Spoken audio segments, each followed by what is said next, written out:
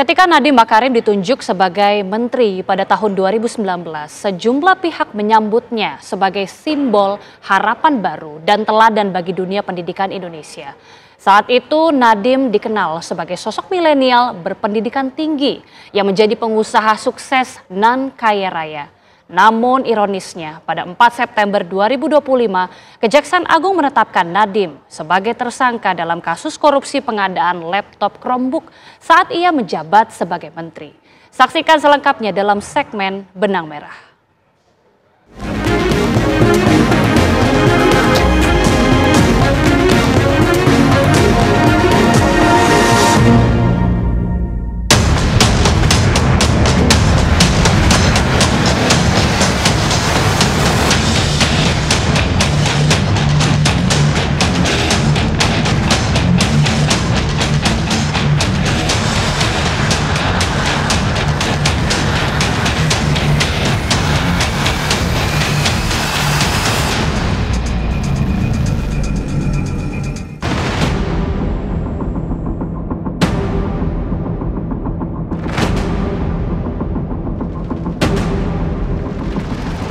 Ingin kami sampaikan press release tentang perkembangan penyidikan perkara dugaan tindak pidana korupsi pada Kementerian Pendidikan Budaya Riset Teknologi atau Dikbudristek dalam program digitalisasi pendidikan tahun 2019 sampai dengan tahun 2022.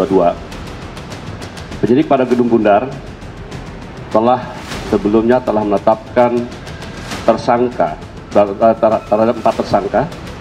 Dan dalam perkembangannya, penyidik melakukan pendalaman, pemeriksaan, dan pemanggilan terhadap para saksi kurang lebih 120 dan juga 4 ahli.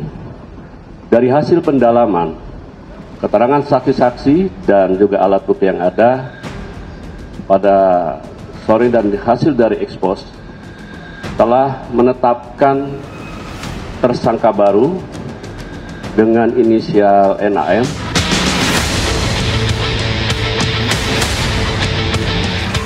Kejaksaan Agung menetapkan mantan Mendikbudristek Nadiem Makarim sebagai tersangka kasus dugaan korupsi pengadaan laptop Chromebook. Hal ini diumumkan Kapus Penkum Kejaksaan Agung Anang Supriyatna usai 3 kali Nadiem menjalani pemeriksaan. Ia pun telah dicegah ke luar negeri sejak 19 Juni lalu.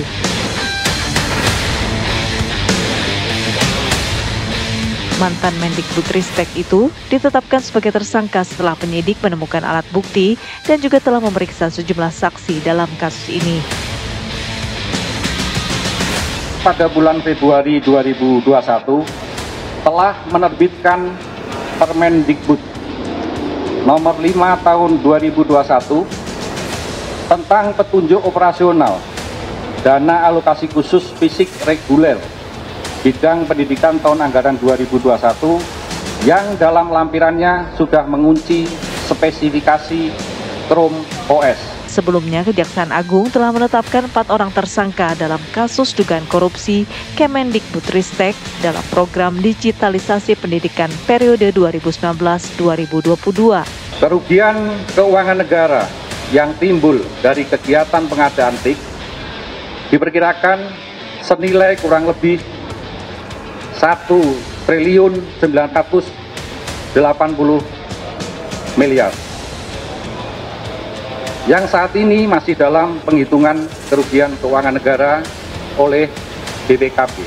Ketentuan yang dilanggar: 1. Peraturan Presiden nomor 123 tahun 2020 tentang petunjuk teknis dana alokasi khusus fisik tahun anggaran 2021. Kedua, Peraturan Presiden nomor 16 tahun 2018 sebagaimana telah diubah dengan Peraturan Presiden nomor 12 tahun 2021 tentang pengadaan barang jasa pemerintah.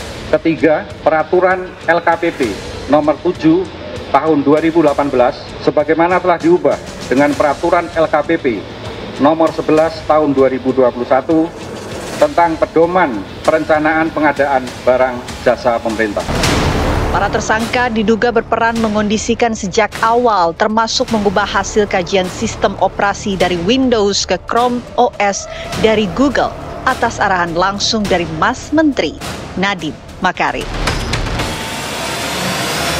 Tersangka 6 disangkakan melanggar pasal 2 ayat 1 atau pasal 3 Junto pasal 18 Undang-Undang Nomor 31 Tahun 1999 sebagaimana diubah dengan Undang-Undang Nomor 20 Tahun 2001 tentang perubahan atas Undang-Undang RI Nomor 31 Tahun 1999 tentang pemberantasan tindak pidana korupsi Junto pasal 55 ayat 1 ke 1 KUHP. Untuk kepentingan penyidikan, tersangka NAM akan dilakukan penahanan di rutan selama 20 hari ke depan sejak hari ini tanggal 4 September 2025 bertempat di Rutan Salimba Cabang Kejaksaan Negeri Jakarta Selatan. Melihat pengungkapan kasus ini Kejaksaan Agung luar biasa. Artinya disasar dari yang kecil. Oh, direktur SD, direktur SMP, kemudian stafnya dan sebagainya. Baru staf ini paling tidak kan menyangkut bahwa ini adalah anjuran dari Pak Nadiem. Kan gitu kan. Pak Nadiem yang memerintahkan kan melihat kalau berbagai kasus yang diceritakan dari penerangan kejaksaan itu sudah demikian rigid perannya. Lah, pertanyaannya, Pak Nadiem berani menabrak aturan, berani memberikan perintah itu. Pak Nadiem diperintah siapa? Oleh siapa? Pengaruh siapa? Dalam pengadaan ini tampaknya ada relasi kuasa. Kalau kita melihat sosok Nadiem, itu sosok anak muda, sosok yang tadi jujur, orang kaya, pintar dan sebagainya. Kayaknya agak tidak mungkin. Oleh karena itu, saya nyatakan di sini, harusnya nanti Pak Nadiem harus juga membuka diri bahwa relasi kuasa yang terjadi di atasnya, siapa yang memberikan pengaruh pengadaan terhadap kelompok tersebut. Yang karena dalam hal pengadaan ini, kalau nggak salah di Litbang nyatakan tidak baik, sehingga harus dialihkan kan itu. Tapi kenapa sampai melakukan suatu dalam petik melanggar aturan? Siapa di atas Pak Nadiem? Siapa yang memberikan suatu pengaruh? Siapa yang memberikan anjuran? Ini suatu yang luar biasa. Karena kalau kita nanti Pak Nadiem, berarti kan Pak Nadiem nggak salah, tapi implementasinya salah dalam implementasi. Nah, ini Mbak, saya kira nanti harus berkembang sampai sana. Pak Nadiem jangan jadikan bemper, tapi harus membuka terhadap pengaruh-pengaruh di atas yang terhadap kasus ini. Kebenaran material itu adalah kebenaran sebenarnya. Oleh karena itu, kita nanti, saya kira PPATK juga akan melihat bahwa ketika melakukan suatu pelanggaran kaitannya pengadaan perombu, duit itu larinya kemana?